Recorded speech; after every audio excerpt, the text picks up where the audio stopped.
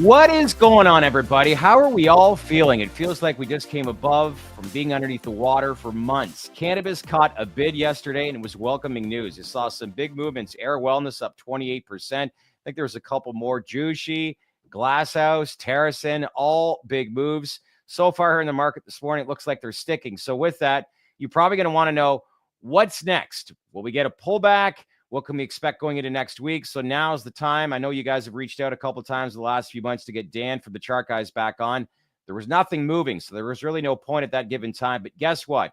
He's back today to really dive into what happened yesterday, what we should be preparing for here today and going into next week. Plus some big news. We'll get you the latest on what's happening in Texas with the roller coaster ride towards the hemp industry and why this means something or should mean something to you. So with that, let's welcome an AV here on a Friday morning. And guess what? We have a bid in cannabis. Nice to see, right? Yeah, I refied my house. I put all my money in cannabis stocks yesterday. It's we're going to the moon. Ride the roller coaster. It's all welcome to 2016. It's all up from here. All up from here. No stock will ever go down. Oh, remember those early days? Nothing. The staffers are being instructed by Trump, or the Congress is being instructed by Trump. Staffers of the gospel. Let's just ride the wave. I'm being completely facetious right now for everybody that's not that's not into it. It's great to see. And on a serious note, there was real buying. The ETF wasn't in there. The ETF wasn't in there painting the tape. Dan sold some GTI, and then he bought a couple of small tranches and a lot of the big names. It was nice to see. I mean, those were real buys. Those are a great idea. How do you sell that one to your wife, Irish? Are you married? Yeah. Those were real buys you were seeing on the tape. I don't think it was from that article. Yeah. To be completely honest, if you're looking at it logically, if Donald Trump was instructing Congress on getting the Safe Banking Act through, I think Dave Joyce would have reintroduced it along with the states and Prepare Act that we saw. So he's been wrong. The Cannabis Herald, I think it was, or Marijuana Herald, has been wrong a couple of times on rescheduling as it relates to staffer articles. I mean, he could be viable. I didn't take anything from it. I don't think the price action was because of his article. I also don't think it's a coincidence that Weldon Angelos was at the White House on Wednesday, and you saw the tape that we saw yesterday with buying, and then there's follow through coming through today. Albeit the volumes are not heavy, so there is real buying coming through. What did MSOS finish in volume yesterday? Do we know? I think 15 million shares was the final print, somewhere around there. So decent in comparison to what's going on recently, but nowhere near heavy. The high. To give you a perspective, I think yesterday around this time, MSOS was 10 million shares traded. Yeah. It's at 3 million shares traded right now. Okay. For the day. But it's good. We're seeing follow through. We're not seeing a complete rollover. If you want to go on what we've seen the last 2 weeks, last week when the states and the Prepare Act were introduced, we saw a bump, I think 15%. I'll just say in Verano. Verano then went down on Monday, up on Tuesday. I think it was mild to flat on Wednesday, and then up again big time yesterday. And today we're kind of just chugging right along. So it's GSP also met with Alice Johnson and Weldon yesterday. Yeah, it was like, to your point, Anthony. It wasn't by coincidence. Yeah. I saw GSP was at the White House. That surprised me, but whatever. Yeah. GSP's friend is Jimmy. I don't know how to pronounce it. Kornoyer served 27 years for marijuana dealing. 27 years. Wild. But look, I think you make a very valid point. Would have been nice to maybe reintroduced when he filed, obviously, the States Act. The one thing we got taken away from Wednesday, from what Gretchen said, is that the ways the States Act bill has been structured, the latest one, is very much in line with the current administration. But what's that tell you? You know, is like, you'd think in Congress that someone like Congressman Dave Joyce is having conversations with the president, but clearly there's something missing here, and I don't know what's going on behind. No one knows who's talking to Donald Trump, to be completely blunt. No one does. I mean, things are happening. You see that there's some tea leaves to read here. There's obviously people that were buying cannabis equities yesterday. Yep. I didn't buy anything yesterday. I'm sitting on the positions that I've been sitting on. I bought TerrAscend when it got kicked in the teeth. I think 2 weeks ago, or it was last Monday or Tuesday, when it was down huge, or down 30% on volume. I picked up a position there to add, and then I've been sitting on Ascend because their maturities are back out into 2029 and they're making money to a certain extent. So it's like I said, I'm not buying. I think that Jesse Redmond put it very, very well yesterday. He gave 3 points, and the first point was staying in cash until there is material change in the industry. So what's that mean? Might not agree with that. Said, you'll miss the first 20% and you're fine with that. Is that what you're suggesting? Yeah, because I don't want to get whipsawed. Yeah. I don't want to get whipsawed. We've been here before. We've seen this before for the last 3 or 4 years. Yep. Things get introduced, rumors start to swirl, shit gets put right in front of us, and then we get completely derailed. Yep. Positive, I'm still skeptical. I don't want to become a cheerleader or start to say that we're out of it, there's a bottom in, or things are changing. But at the same time, I think it's just smart to be cautiously optimistic. Yep. CGC was going to the upside because of your interview yesterday. We got a lot of positive feedback with our first interview with Luc Mongeau, but adjusted EBITDA was front and center, was the message that we got loud and clear from him. And I think there's some cuts that are coming within the company just to pay down some of this debt. But he's got an experience with that. He's got a strong background on that. So let's see where this goes. Anything else here? Irish Donald doesn't know who's talking to him. Yeah, I think you might have a point there. That's potentially true. Yeah, I watched that podcast this week with Joe Rogan and Jordan Peterson, and it was about just the Canadian election and Donald Trump, just with what he did and how he presented everything and mentioned everything about Canada. He had no idea the ramifications, because this was a conservative landslide election win. And it looks like right now, from what I'm seeing, is that the Liberals are going to get back in on Monday. And that's wild. But we won't get into Liberals. politics. I think Trump said the only candidate that he's willing to do business with is Carney. Well, if I'm not mistaken. He's done business with them, with Brookfield. They donated money to basically Don Jr. at one time. Like, these are guys that are looking for money to fatten their own pockets. But, you know, when you look at some of the policies that Mark Carney wants, there's no better example than Germany. And look how well Germany has done and the UK has done over the past 5 to 10 years. And it's I'm concerned, and being a Canadian, but it is what it is. All right, let's go into a couple things. Let's talk about this latest news out of Texas as the hemp roller coaster ride continues. But before we get into that, what am I doing? I'm totally missing. Let's bring in our third wheel here today, Mr. Guap. Guap is back. Hello. Good day, sir. What do you make of all this this news? Don't even get me started with schedule now. Carney is super smart on finances. Don't even go there. Yeah, he is for certain people. But go ahead, Guap. It was a nice day. Welcome to the Cannabis. Yeah, welcome to the Canadian Politics Hour. Yeah, 75% chance of more rumors are imminent. Anonymous sources have told me that I'm going to smoke weed before midterms 26, but no action is being considered at this time. Like, come on, give me a break. Like, yeah, it's hard to say that the price action was just driven by that story. Because we're sort of 50-50 on whether or not that even holds water. When the story was first put out, it said this year's midterms.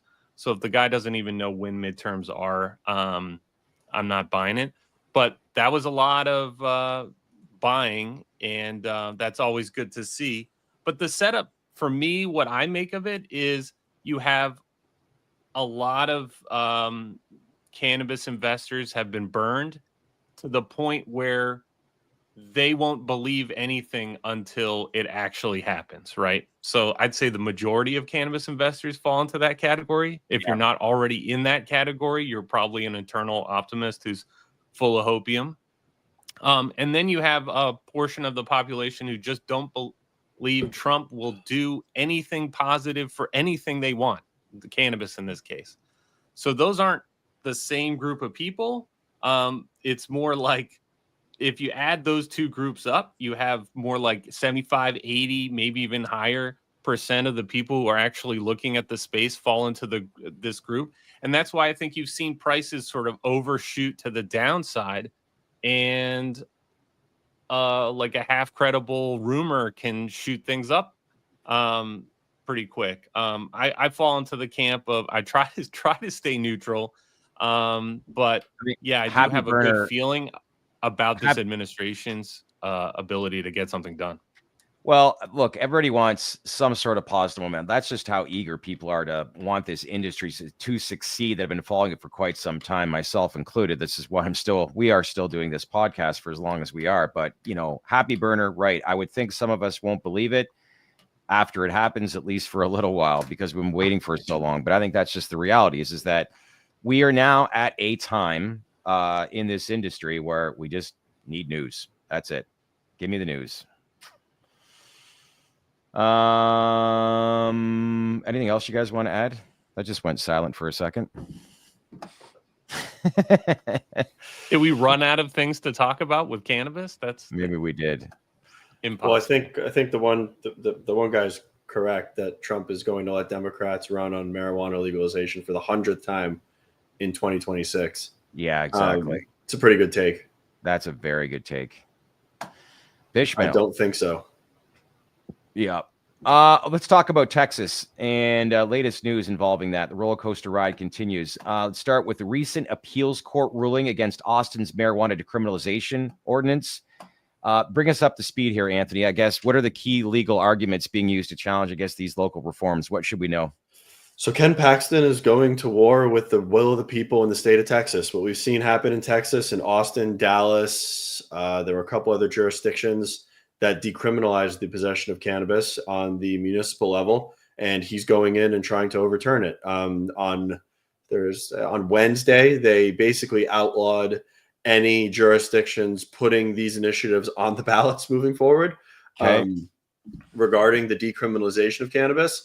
And yesterday, in a lower court in Texas, he got another win, repealing the decriminalization of cannabis in Austin, which has been passed up to 3 years ago. And they're going to war with cannabis in Texas. You got SB3, HB 28. They're going after hemp. They're going after cannabis. All this happening when they're supposed to also be expanding the Teacup program potentially, which is their medical program that's completely onerous. I mean, you have people that have to drive hours to get their prescriptions. In the state of Texas, there's not a lot of indications that qualify you for the program, and it's just it's I don't want to say it's disheartening, but I mean, Ken Paxton and the legal branch of the Texas government are completely going against the will of the people, and this isn't something that's foreign because we're also seeing it in Florida as Ron DeSantis was funneling money and doing what moving mountains to defeat Amendment 3 in November of last year. These are two very red states. These are two states that promote freedom, liberty, and the will of the people. And when it comes to cannabinoids, they seem to want to completely neglect the will of the people and implement their own belief systems and laws and we're seeing that in real time. I'm from Texas and Paxton sucks. All right. Yeah. Dank Informer. Good to hear from you. Texas needs to legalize. That's the biggest bullet that we dodged because Paxton could have easily been the AG instead of Pam Bondi. If Paxton was the AG, we would be in trouble. Huge trouble. Yeah. He would have been another Jeff Sessions. Well, look, I think that's the reason Trump got smarter as a politician, whether you like him or not, but a little bit more experienced, and he wanted people that align with his views. And I think that's probably why Paxton didn't get the job. But, I think the big thing is that how do you think other states are going to view this with what could come down in Texas? Like you've talked about Florida, but I don't see other states going from one side of the spectrum to the complete other side. Ohio, they're trying to augment and change what the people voted for in Ohio for adult use, another red state that passed adult use cannabis, but they actually passed adult use cannabis in the state of Ohio, and they're trying to implement higher taxes, more advertising restrictions. create more onerous laws that are complete contrary to the bill that was voted on in the general election by the people at a majority clip. I don't think that this is going to be widespread. I don't think that this is going to be a real trend. But there is meddling going on in certain states that are red, where cannabis is on the ballot or cannabis is being loosened to a certain extent from a legal aspect, and they're completely going against what the people want in those states, contrary to popular belief and support. Yeah, I hear you there. So everything's bigger in Texas, including the number of hemp dispensaries. It's a Texas-sized mess, right? And so they're struggling. Lawmakers are struggling to figure out what to do with a situation like Texas, or frankly, like in North Carolina. We've learned just from talking to politicians, as well as people who are always talking to politicians, that Delta's thing is still ringing in my head from Higdon. Like, they're struggling with how to deal with the situation. So the initial instinct is to either ban it and go full prohibitionist, which is what you're seeing some themes in Texas. And anyone who opposes hemp is a prohibitionist as well, according to them. But then really the solution always is common sense regulations that regulates the entire plant. And so that it was always my theory that I was hoping, I guess, that a lot of these hemp dispensaries and sort of running rampant, good actors, bad, we don't want to get into that whole discussion again, that would actually drive lawmakers to create a framework of common sense regulation in states that had that problem, if you will. I'm hoping that's what happens in Texas. Honestly, I have more hopes for a state like North Carolina to do something like that. But I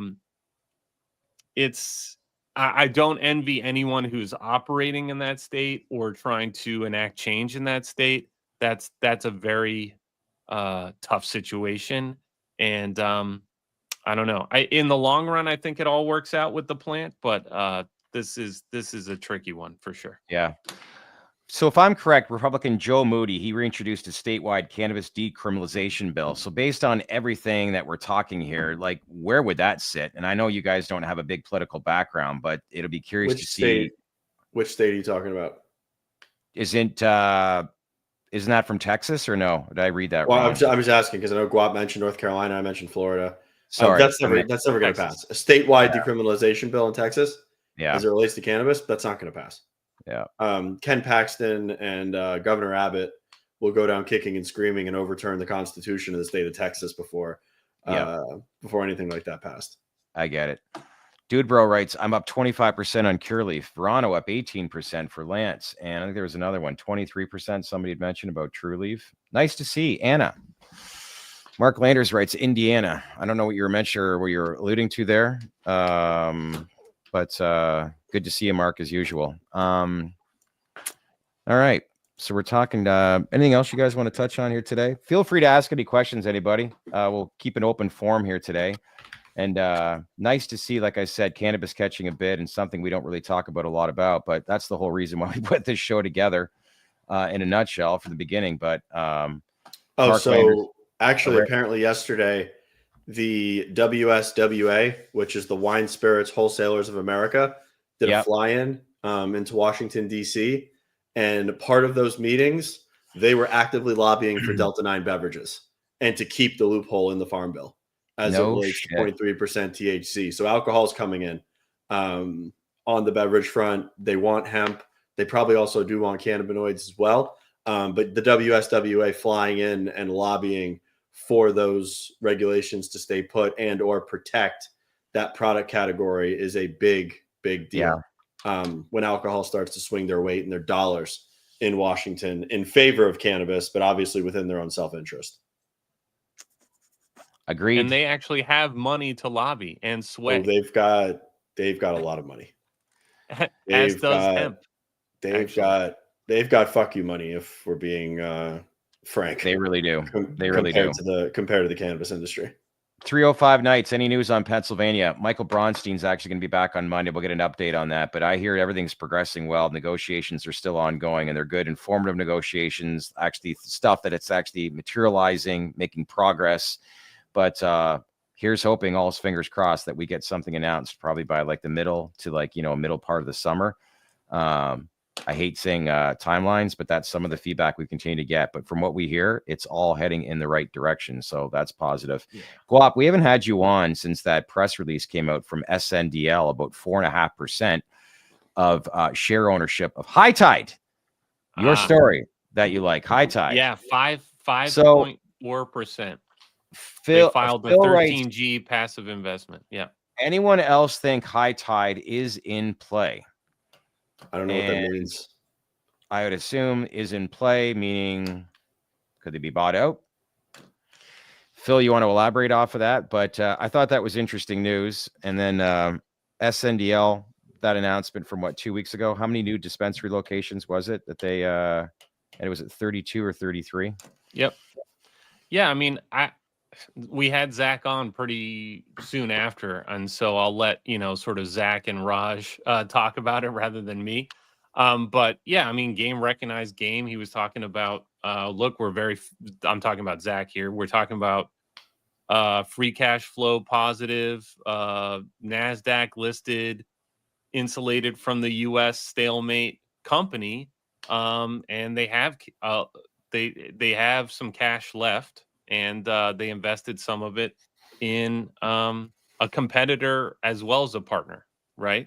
And so whether or not that leads to something else, I couldn't tell you. And they're keeping pretty hush hush about anything like that. But I've looked into sort of like, because I am a shareholder of High Tide, I've looked into when would we know something more in terms of the ownership percentage and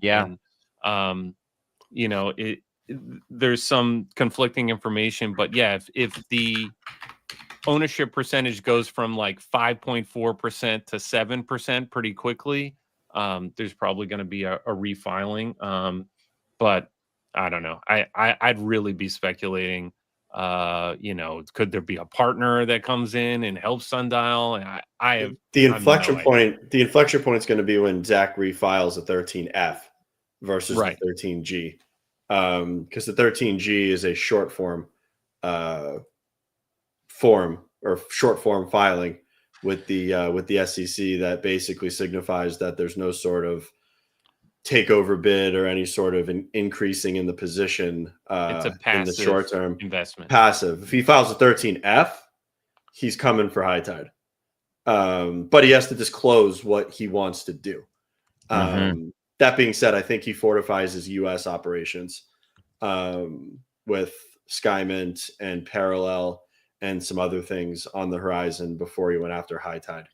So if you got 13F on your bingo card, keep that in mind. And it's a public filing. You can see when he files it. I'm pretty sure you can set alerts for when SNDL files their SEC filings.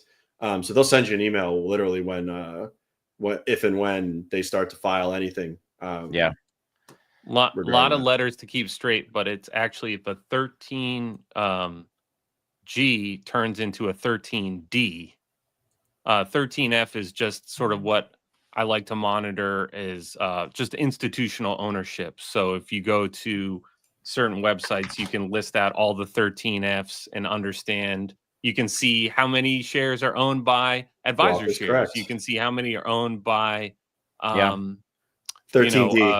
An institution you've never heard of has a position in the cannabis stock that you own right now. So Whale Wisdom is a website that you can use to look up the 13Fs. And I enjoy tracking that. It's a little delayed in terms of they have to file those 45 days after quarter end. So it's a delayed look at the institutional ownership of these cannabis stocks. We all want more institutions to invest in our stocks, but you are able to track that even if it is a little bit of a delayed information. 13D is the takeover form. Right. The average man writes, love you guys. Been watching you all here from the UK. Great to hear from you from across the pond. Always love our UK friends. Mark Landers, I know you're always on every single day. Love the support, my friend. One of the smartest people in the space. Always some great information. Mitch writes, Anthony, with the new camera and mic setup. You look sharp, my man. But it was the setup you had before. You had to make some adjustments. And found out in a hurry a couple of months ago that the world's not all about you, especially when you got a baby girl. Oh, look at Guap. He's got the Shure M7 too. Hey, I got a new camera and mic as well, if I sound any better. Ashton Hodge writes, what's up with Nancy Mace? I don't know if we were on live, but we heard a rumor about her possibly running for governor of South Carolina. Yeah, I think people look, I hate to come to Nancy Mace's defense. I'm like the last person, but the space is at the point where everything's so raw. Like if one person says one thing that doesn't happen when they said it was going to happen, we can't believe a word they say. This is just what I notice in the cannabis space because I'm living on X, tweeting things from the TDR account every day. The other thing is if a politician like Nancy Mace showed support for cannabis and something happens in cannabis and she's not like the next day jumping up and down saying, yeah, cannabis, we're going to write her off as not supporting cannabis anymore and she must be working for hemp. I don't know, guys. Like it seems a bit but it's much. her bill. But now, the States Act is her bill. It's her bill. Like right? that's the difference. Like she should be talking going on about and on it. about. I think she's tied in with Big Ag, a lot of these farmers. But you're right. But she's got other priorities, let's say. She's hinted that before in the past. But yeah, Ashton, I know you're right. Nancy hasn't said a word about her own bill. Great time for an interview. Who cares? Don't think because we don't have her on, we don't want to have her on. We went to Washington. We actually knocked on her door and spoke to her comms people. We asked if we could speak to her for 2 minutes, even with the mics off. It's hit or miss. You know, it's like, I want everybody to understand too, like we're not favoring any executive, any politician, any whatever. We reach out every single day to anyone and everyone within the industry. And the people that are on more frequent than others is because they make themselves available. That's it. It's not because we're not making an effort to have this CEO on versus this CEO or this executive or this politician.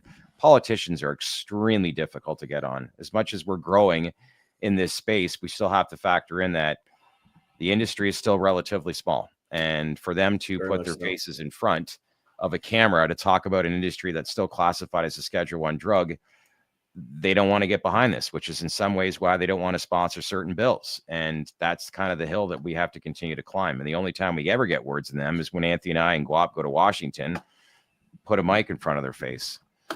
But, yeah, I don't have a new camera call. I flipped my desk in the room I'm in. So now there's a bunch of natural light that comes towards me versus away. And there's a background, so that's why the camera angle looks different. But there's no new camera. It's an A640 Sony, like what I've been using. Looks great. Side question that has probably been answered, but what is the history of Guap's name? If I'm correct, you own an avocado farm in Mexico, correct? No? No, my mom didn't name me Guap. It was just fun. Guap, the origin is mixed. I loved El Guapo, was just a chunky middle reliever for the Red Sox in years back. And then I love Three Amigos, the movie, and he's the villain there, so that's where the avatar comes from. But also just in terms of sort of dope slinging slang, guap also means a fat roll of money from dealing dope. So it all came together. One thing we got to highlight too before we get in, Dan from the Chart Guys coming up momentarily, is ICBC is coming up next week. For those that don't know about what's the European market, but this is a massive, massive market, and there's going to be some MSOs presence there. So for people that are in the crowd, it's going to be very interesting to see like what their strategy is pertaining to the European market, because it is a lucrative one, and there's a lot of, it's pretty much, you know, decorated the whole region of private companies. So I think when it comes to portfolio opportunities and the growth opportunities, as Big Mike's told us in an interview earlier this week, Anthony, is that Germany's probably 3 years behind us, but when you think of the growth trajectory that those next 3 months or 3 years present, it's you got some real huge upside potential. And there are some big conferences taking place this spring in Germany, in Europe, and there are. From what we're seeing and hearing, it's going to become the new conference hub versus North America, knowing that they're kind of in the early stages of the cannabis landscape as to what we were in here in the US and Canada, dating back to like 6, 7, 8 years ago and to where we are today. And speaking of, Pablo had a good data point that he found this morning that Charlie Bachtel's actually on a panel why MSOs are looking to invest in Germany and Europe at ICBC. So I don't know if that's foreshadowing and they're looking to get into the EU, such as what Trulieve has done. But I mean, Charlie's on the panel with, I don't know who he's not on it with Boris, but he's on the panel. So I'm assuming he's going to have some pointed views on what's going on in Europe, and maybe Cresco is looking to expand there in the future. Well, speaking of MSOs in Europe, 420 Pharma, which is part of Trulieve, I'm speaking to Torsten. Forget it slipped my mind as far as his last name, but we're speaking to him right now. We're going to have him on probably the next week or two, but I think it's important, again, continue to have people on from the European market and them tell you the story because they're over there. I find I learn a lot when we have these representatives from Europe on because they really paint the picture as to like what they're seeing every single day, but it gives us a better idea on some of the companies that have a footprint in Europe and who they're invested in and what we can anticipate moving forward. So we'll keep you posted there. And I'm also happy we're actually heading to Germany in June, Berlin for Mary Jane. And from what we hear, there's going to be as many as 300,000 people there. And we're going to have a podcast set up right on the floor with all the traffic. That will be a blast. Hopefully we get a chance to check out some of the social clubs too. We've spoken to a few people that said that they could set us up and get us in there. So I don't think cameras will be rolling, but at least we can, if we do get a chance to go there, it'd be cool just to experience it and communicate that stuff with all of you people that watch this show every single day. Hey, if I get to smoke some Canadian imported herb and go to a EDM discotheque, I'll be happy. Right? Is this organogram? Yeah, exactly. All right, gents. Arn's back end producer. I don't know if we have the intro, but let's cue up the music and bring in Dan from the chart guys and get into some of these charts.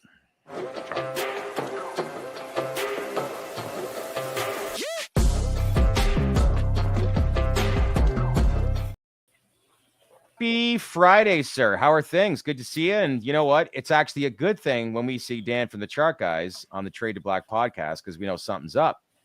Yeah, glad to be back. Good to see you. Good Friday. And bulls are holding their gains from yesterday, at least for now. So that's, again, we're seeing little signs that things are differing than what they've been the last 5 months. Yeah, I was going to say, because we all get that favorite question in the industry, which is like, have we hit the bottom? What is the thesis behind this? And we can't predict the future. But what we can probably go over before we get into specific stocks, how are you viewing preparing this? Do you think this is kind of maybe the new floor? And I know you probably hate being asked that question. No, it's fine. That's my job. It's the floor for now, for sure. Yeah. The question is it the floor for a long period of time? So what I feel has taken place is we get the bearish reaction to the vote. We then have some of the most complete bear control of a sector that I've ever seen for 5 months in a row of just stranglehold control. Then you get the broader market with a massive spike of fear, which we all know about with the tariffs and all that. Yeah. And that leads to a capitulation low where, okay, we're already crushed for 5 months. Now we have an extra wave of fear that's everything. It's all encompassing everything. And then you get to the point of, okay, there is nobody left to short. All you have is shorts covering and people who are longing and thinking, that we're at good levels. And so, the bounce that's underway right now is all of that. And yes, you can look at the headline yesterday. That's definitely helping, but it's very similar to headlines we had on the way down.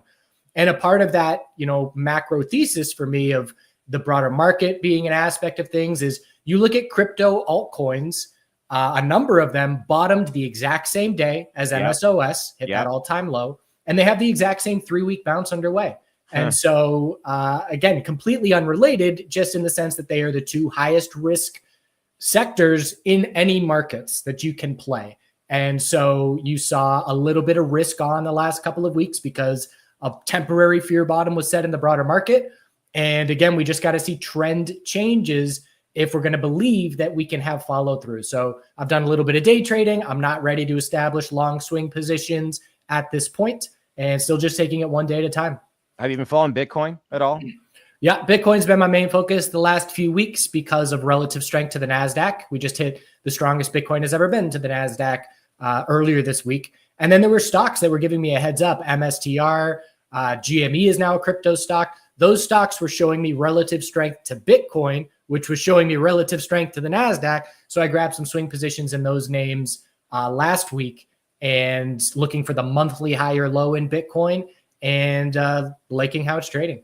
Yeah, well, a lot of fear has subsided, as you said, since the last tariff announcement for that early part of last week. It almost feels like a month ago. But yeah, if you're paying it closely, buying opportunities, but yeah, fear did set in. But I just feel like everything's just so momentarily with this administration right now. So a lot of emotions can go on with this trading right now, to say the least, especially if you're in high risk industries like the cannabis space. But if you follow it closely and understand the patterns in the past, you can probably get a better idea. So with that, let's dive into some of the stocks that moved yesterday, including, let's start things off with, I think we're going to go with Ayr Wellness is the first one. It was the big player yesterday, a big mover. It was up 28%.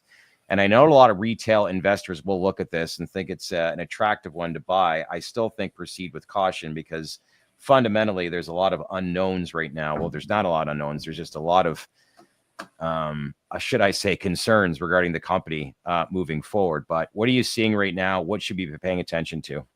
Yeah, with percentage moves, it's always going to be the higher risk, higher reward names that have the bigger percentage moves. Yeah. They're the ones that are dropping the hardest on the way down, and they're the ones that are going to snap back the hardest. But that just means that bears will be patiently waiting for a longer term lower high. You know, if the bear thesis is that the company is in trouble or, you know, anything fundamental related, they're just waiting to reload.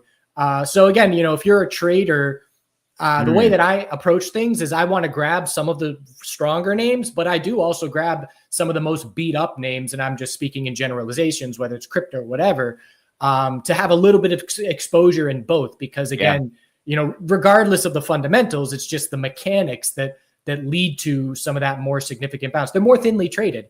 And when you have things that have a lack of liquidity and you have a lot of people selling at once, there's no bid support, we drop harder. You have a lot of people buying at once and shorts covering. There's no resistance, lack of resistance immediately nearby. And, you know, we push through big gains. So the big takeaway here is bears are just waiting on the sidelines is what you're seeing with this chart. I mean, for everything in the sector, and obviously the bears have to be able to stomach the possibility of a headline dropping and being underwater real quick. They've been dealing with that for a long time in this sector. Yeah. But, you know, again, yes, we have nice moves off the lows, but I look at this long-term chart and there's nothing bullish going on right now. I mean, this bounce was due in the sense that the weekly charts were crushed. You know, this bounce has been due. Well, why didn't I buy if it was due? Well, it's been due for 5 weeks at this point, and we just kept dropping lower and lower. And I'm speaking about the sector as a whole. But, you know, I mean, just trends, right? So anything under 57 cents is a lower high, which means we can go 100% higher from where we stand right now. And we're still in a long-term downtrend. So that's why patient bulls aren't rushing into anything. You know, give me a confirmed weekly uptrend. Give me a few week bounce, which is underway. Top out. Give me a weekly higher low and then a new higher high. And that will tell me this is the first time we've seen anything like this in 6+ months. And that's notable for me. But as far as the price action for now, it's, you know, some short covering, some bear exhaustion, and more proving needs to be done. Okay. We continue the trend with some of these middle of the pack type companies right now. Another company that's been, well, they've all been hit hard. TerrAscend, it was up 25% yesterday. What are we seeing here? Yeah, again, you know, it's a nice bounce if you nail the timing. If you don't nail the timing, it's been absolutely brutal. And, you know, for the majority of people, they're bag holders for sure. Yeah. There's this resistance level from the way down. You can see we just constantly struggled at 48 to 50 cents. And so again, you know, to even get to that level, we need another 40% plus from where we stand. So if I'm a bear, I'm hoping we shoot straight up. If I'm cash looking short, I want you to run as hard and fast as possible, get as extended as possible, right into a resistance that I can play off of. So I would, if I were bearish, I don't short this sector, but if I were, I would want to see another 30% straight up and then scout that short, because we are very clearly, I mean, look at, so this is the weekly, this is the. So if it doesn't achieve that 30%, then what? Well, if I'm a picky bear, then I do nothing and the trade didn't come to me. Okay. But just looking at this weekly EMA 12, this is the guide, right? So this has been a clear resistance for the last 7 months. So I can just make a simple statement and say, if weekly EMA 12 is resistance, nothing is changing from the last 7 months. So I like to make a definitive statement on charts that I'm watching for reversals in. And I want to be able to say, this is the first time this has happened in 6 months, 12 months, whatever it is, to show me things are different. And so that would just be a clear guide that I would use on TSNDF, weekly EMA 12 resistance. Okay. One stock that's performed probably better than anyone in this industry over the last 2 years, and what we're seeing recently, Glasshouse Brands. What do we find with this chart? Yeah, and a nice move off the lows. And again, just, you know, you look at this resistance zone that I marked, which is 656 to 670. We're approaching it, but I can look at this stock and say, yesterday we hit the highest level that we've seen in 2 months. So if MSOS were hitting the highest level that we've seen in 2 months, where would we be at? And the answer is we would be a good bit higher. We would be up at, 10% plus higher. So we could say, okay, there's a little bit of relative strength there. There's still a very clear resistance zone that we're watching. There's still, this would be a setup where I look for a weekly inverse head and shoulders, which is you hit resistance, you drop to lower lows, you get back to resistance. If you fail, it's a big enough bounce where we scout the weekly high or low. And then if you confirm that weekly trend change, a longer term bottom is being set. Somebody who's a grower actually in the space says too many expenses, dropping price and margins at the farm, higher labor costs now for them as H2B got banned a lot. So he's basically saying Glasshouse is going to fail long term. So obviously somebody's got a very opinionated approach towards that, but there might be some automation and efficiency is king. Good to know. Appreciate the feedback. Let's continue on this trend of middle of the pack type companies. Jushi Holdings also had a great day yesterday, and they got some near-term catalysts potentially in Pennsylvania. If that goes adult use rec, but it's grabbed some interest with the last few interviews I've had with the CEO, Jim Cacioppo. But what are we seeing here? So again, just for me, that these names don't have anywhere near enough volume for me to even look at. So I just got to say that the liquidity is absolute junk. And again, that's why, if you've got people that want to buy $500,000 worth in aggregate, the price moves significantly. But the average dollar volume that we're seeing right now is roughly $50,000 a day. Again, that's not much. I need 100 times that to get interested. 100%. So again, just know that, traders and institutions or whatever, this isn't even close to a blip on the radar. But 41 to 42 cents is a clear resistance level. We've got a clear base down around 26. And, again, the same thing. We're in a long-term downtrend. We've got to break the long-term lower highs. They're coming into play, but we still haven't broken them yet at this point.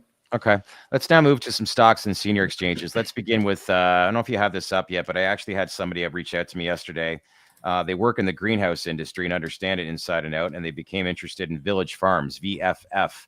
And I know it's been having some pressure over the last few weeks, if not months, but they've got a good story building both in Canada and internationally as well. But what are we seeing here? And curious to see how some of these stocks, as far as volume, are receiving being on some of the senior exchanges. Yeah, it's still real low volume, but definitely better. VFF, again, I'm just giving rough ballpark numbers here, but it's still, $300,000 traded a day on average. The weekly resistance level for me is this line in the sand, 72, 73 cents. Again, same thing, the key for the entire sector for me is when this bounce tops out, because it's a little bit of the momentum of, okay, some shorts are covering. We could say this is the most meaningful bounce that we've seen since the election. Yeah. But it's, this was a solid bounce as well. This was a solid bounce as well. What did we miss? We didn't ever confirm the trend back to the bulls. So when this move tops out sometime in the next couple weeks, do we confirm a weekly uptrend? If we can check off that box and say, yes, we're confirming weekly uptrends in the sector, then the bottom's going to be in for at least months, in my opinion. And that will have me interested in long swing trades for the first time in a long time. So that's the big tell. And we're not going to get that, we got to top out. We got to pull back for a couple of weeks. We're not going to get that information until late May or June.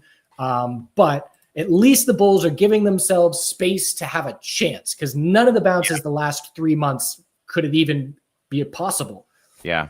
I know it's a long list, but I want to go over, especially on a day like yesterday. High tide is the next chart. We had a few people reach out asking what you're seeing with that. So a nice long-term support held. Obviously, we had a lot of relative strength here. Not good to give it all back, but at least this base is the level where, we bounced off 158, 157, and now 164. So I just marked this zone, and I would say, okay, if this level breaks, there are long-term red flags for sure. It's the same thing. It's a big enough weekly bounce where when we do top out, we will have a chance to try and change that trend. And bigger picture, you just got to be cautious that it's not a monthly head and shoulders. We're not going to worry about the monthly chart right now. But there are, MSOS was, or maybe not specifically MSOS, there were some of the major names that were a monthly head and shoulders. And of course, the election made it roll over. But a nice hold of long-term support. If you have that, if I were in a long-term position, that's the level that I'm basing any stop loss off of. That's got to hold for me to keep long. And it's a nice response initially. Confirm the weekly uptrend is the next step. Okay. And now final two, probably arguably the two stocks that generate the most volume in this industry. Obviously the ETF, let's look at that. Advisor shares MSOS. I think it did about 15 million is what Anthony said off the top yesterday. It ended up 20 million by the close. Easily the highest volume of the year. Definitely a good sign. And just again, I'm not shorting this sector, but in my mind, I imagine, okay, if I'm a bear, what am I looking at? And yesterday was the first time the bears are feeling any pressure in this name in months. And so again, the fact that we're not just rolling right over is a good sign. We're battling $3 psychological resistance right now. It's still a daily stair step where we've set a higher low every single day, 13 days in a row.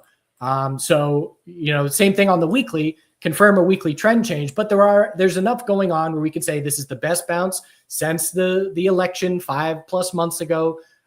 This is the best chance to try and put in a long-term bottom. When we top out, confirm the weekly trend change. And again, if I have a short-term swing position, I'm just walking up a stop with the low of every single day.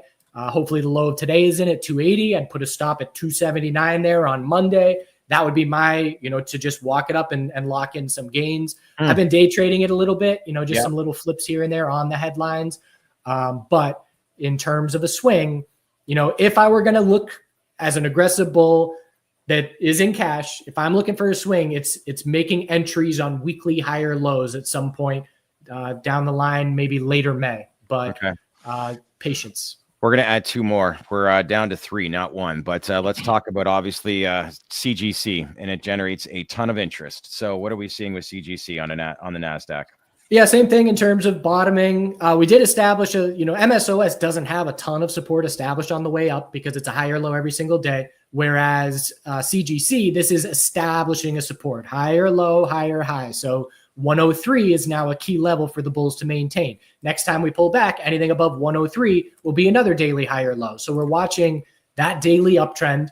And when it is lost, it'll be a weekly lower high. Again, it's just, it's a penny stock in free fall at black all-time lows. So you just have to remain skeptical of bulls, and you have to, see that those trend changes that show us the structure is shifting. Because again, you look back and say, okay, we had that in a year ago, we had some bull momentum, but from May 2024, it has literally been nothing but a series of lower highs and downtrends. So again, I look back and say, okay, let's look at this bounce in October. What is different about that bounce in October and the bounce right now? And the answer is nothing. So I have to remind myself, we could just do that again. But when we do the trend change, that will tell us things are different. So I know I keep repeating myself, but it's the same sector wide. We're obviously correlated doing the same thing. Volume, let's talk dollar volume here. So CGC is averaging way more, $9 million. So at least there's something to trade. It's still not a ton of liquidity. I'd like more as a day trader every day. But again, it's volume's returning. The question is, does it keep up, into the summer? Yeah, I think the big question people have is like, look, is there an announcement going to happen? There could be, but let's face it, if there's not, then yeah, this is going to dry up in a hurry. We've been down this road many, many times. Had a couple other people. Let's look at some MSOs. Cureleaf, GTI, and Trulieve are the last three we're going to look at here today. So again, I always just quickly look at the ticker divided by MSOS because I want to know if there's relative strength or relative weakness. And I could say, okay, Cureleaf has had, generally speaking, we've had relative weakness for a year, well, 10 months at this point. And so I just make note of that. And then I look at the Cureleaf chart on its own and say, all right, we got a bounce underway. I would call anything under 174 as a weekly lower high. So again, it's another name.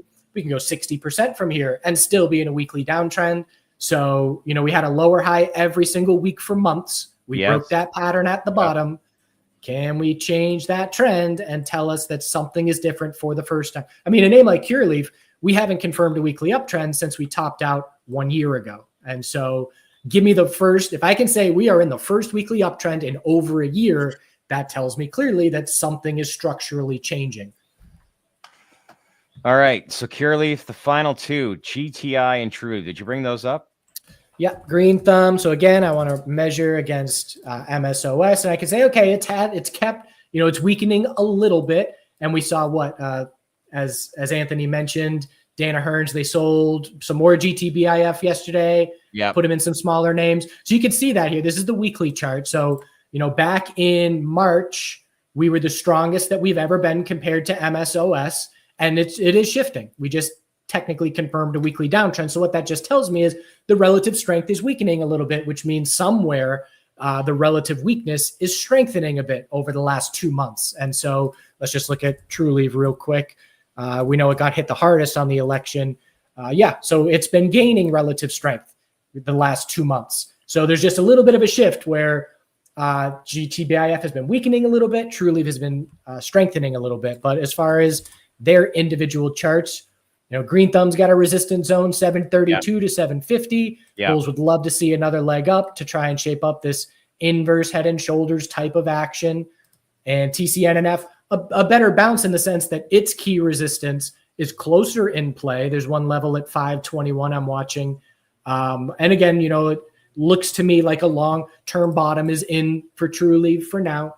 The best case scenario is, you know, have this pump fade in the sense that, okay, we don't get anything concrete and everybody says, here we go again. And, you know, the bears pile back in on once it tops out, couple weeks of weekly consolidation, and then something concrete to confirm the weekly uptrend, stop out the new round of bears and have that follow through. That would be, if I could lay out what's the ideal scenario of putting in a longer term bottom, that's how I would want to see it shape up. Okay. Good to know.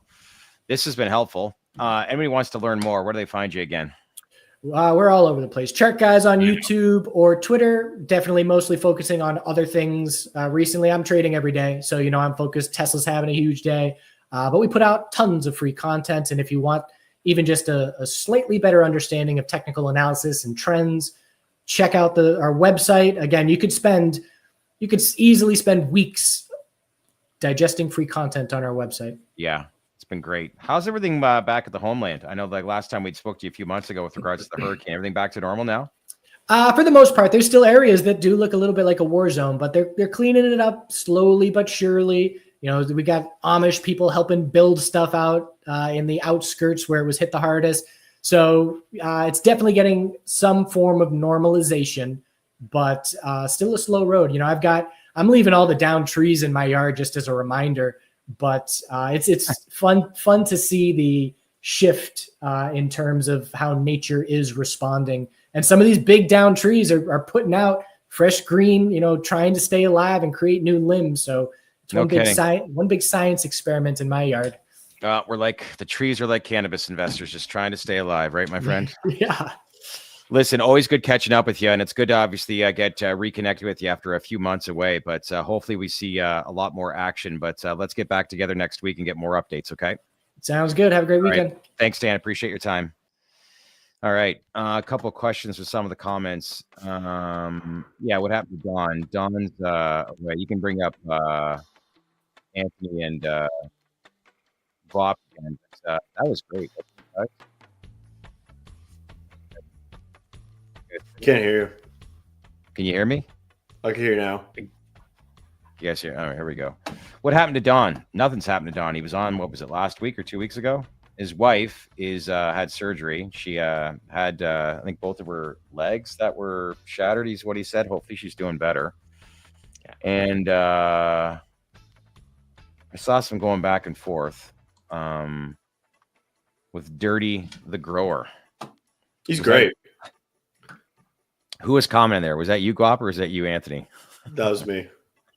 You think? That was me. He's great. Cannabis will grow the industry and world. Good comments. The Cole memo, if you're still here, yes, we are going to Benzenga. Probably going to fly out the Sunday morning on June 8th and probably fly in, I should say, Sunday morning, June 8th. And then P-Cell. There we are, my friend. When did you get that hat? Ages ago. No. Nice. It was at the Benzinga, I think. It was sitting on the table. I grabbed one. Don't sleep on that industry. I always continue to say that. Anything tie-dye I want.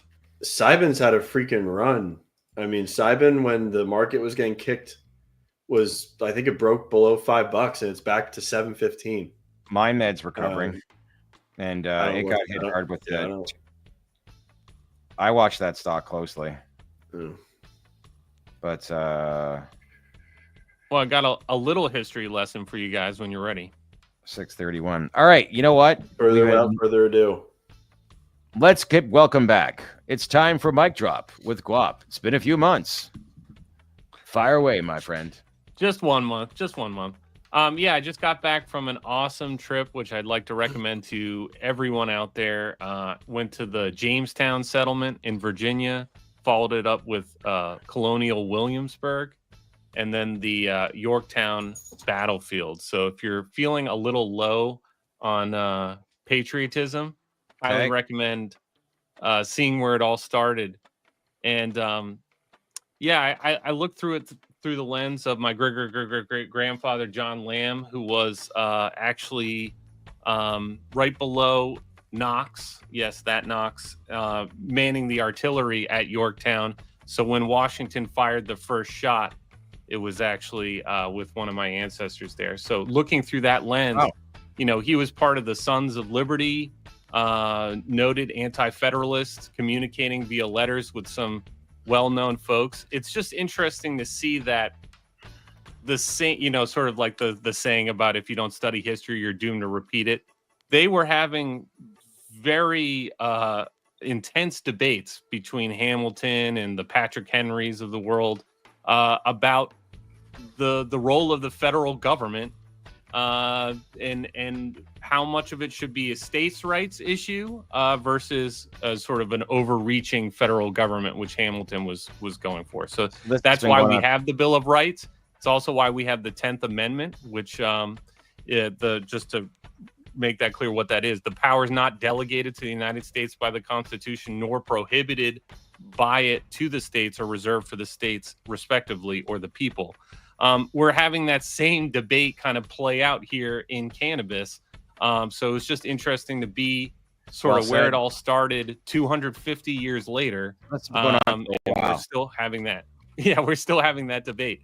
And we all know what happened that day and 250 years ago, right? I don't know what were you doing that day? Well, it was April 19th, 1775 was the battles of Lexington and Concord. So that's where it all kicked off. And that was exactly 250 years ago, and 5 days, 6 days. Wow. But I mean, it in closing, like, it's easy to be an optimist when you're young and naive. It's easy to punch holes in everything when you gain experience and knowledge, and some quite never really escape from that mode. Think like all of Twitter, just constantly poking holes in everything. That nothing's gonna work. Nothing's gonna work. It's tough to sort of rise above that and go for that pursuit of happiness that was an unalienable right put forth in the Bill of Rights or the Declaration of Independence. And so, but it's an instinct of mine to try to escape it's even tougher to realize that, you know, some things are worth fighting for. Yeah. And it's only with words plus action does anything get changed for the better.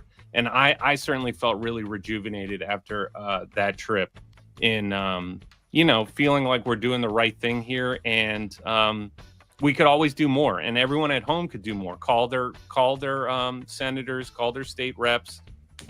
We've heard time and time again that those phone calls, those emails matter a lot. And especially with this cannabis issue where so many politicians are super undereducated, it means even more because they are looking for guidance.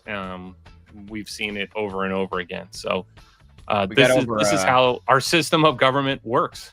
Yeah. Got over 1,000 viewers right now. This is great. This is what happens when stocks move, but it's good to see the audience back. Everybody's still live and well. That's great. But somebody wrote here, there was a rumor of GTI and Verano merger, but I have not heard more. I don't think that's just a rumor. There's no way that's absolutely no sense. 0 sense. All of their markets overlap. All of them. Why would GTI want to bring that on? They are clean, lean, and running a hell of a machine. If GTI or Verano, and this is just my opinion, I don't think this is actually going to happen. Yeah. But if you were going to mega merge any of the companies, you would pair them up with Trulieve as they dominate Florida, and the growth to the other company that would be merging or acquiring the business would be fantastic. Yeah, that's a good point. GTI is not going to merge with Verano. No. I don't think they're going to merge with Trulieve, but you would go after Trulieve for that Florida market and pair it with everything else. Cresco and Trulieve would make a lot of sense. Dirty the Grower. I like this. Dale's report. Thank you for finally making a cannabis stocks and MSO show. So many get shadow banned. Okay, thanks. P-Cell, let's go, Raging Gun. Yes, sir. There was one more comment I was going to make. I did say that we're going to Benzinga? Yes, I did say that. Yeah, we are going to Benzinga. Yeah. There was one more, I know, right? Curious to see how that event will be this year. They've got Bitcoin panels now. It's going to be a little bit different this year. There's also a panel on AI, how it influences your cannabis company. So they're broadening out a little bit. I think they have to because, you know, let's face it, a lot of companies don't have the checks to basically sign to be going to those conferences like they did in the past. So time to blend in with other new economy type industries. Yeah. I mean, you can tell who's paying because they're the ones that are all on the panels. Yeah. Here's a question to all of our viewers out there. Like, yes, we will still cover the same amount of attention towards cannabis, but would any of you like to see us branch out and actually start covering like AI, crypto? You know, we have touched obviously that on the past, and I obviously know like it's a huge interest amongst cannabis investors when it comes to Bitcoin and the crypto industry. But let us know your feedback if there's any specific industries that you guys think that would be interesting for us to actually cover as well. Always looking to expand, grow, and pivot through the times, but obviously cannabis. The people have spoken. What'd they say? No.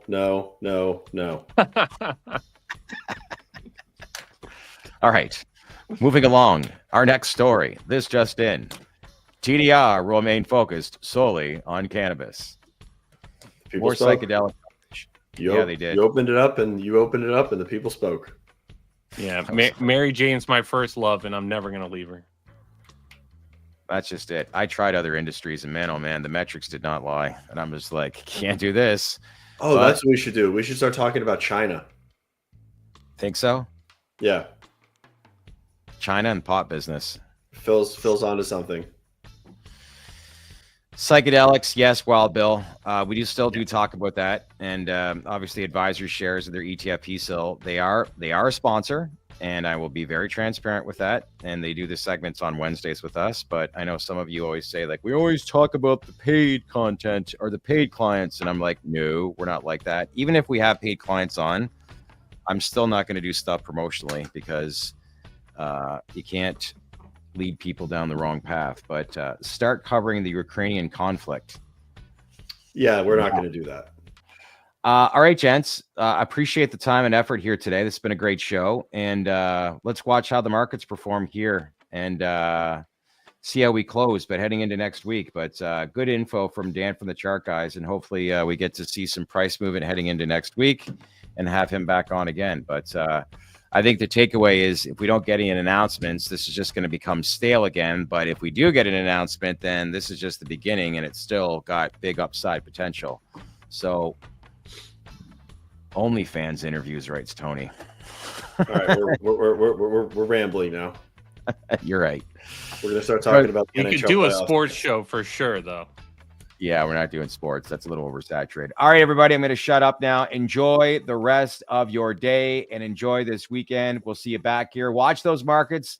Let's see how we close here this afternoon. And big shout out to Doug Cass as well for putting out an email to his entire email list about what was going on here today with Dan from the chart guys. Thank you, Doug. Always appreciate the support. In the meantime, everybody, enjoy the rest of your day. We'll see you back here Monday at 4 with Michael Bronstein to learn more about PA and the latest updates there. Thanks, everyone. Decentralize everything. Hey, everybody. Stay connected here. The latest Traded Black podcast. Another great episode under the belt. What'd y'all think? Do you like what we had to say? Please leave any comments below. And as usual, make sure to subscribe to our Baked In newsletter. Check us out on Apple and Spotify. And if you haven't done so already, make sure to smash that like button, leave some comments, as I said before, and subscribe to our channel because we wouldn't be here without you. Thanks again, everybody, for watching.